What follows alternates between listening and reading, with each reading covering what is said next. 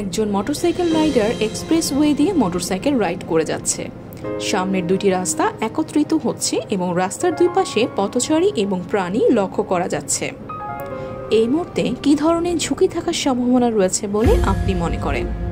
বাম পাশে গাড়িটি মোটরসাইকেলের সামনে চলে আসতে পারে, পথচারী রাস্তা পার হতে গিয়ে মোটরসাইকেলের সামনে চলে আসতে পারে, ডান পাশে থাকা পথচারী হঠাৎ মোটরসাইকেলের সামনে চলে আসতে পারে।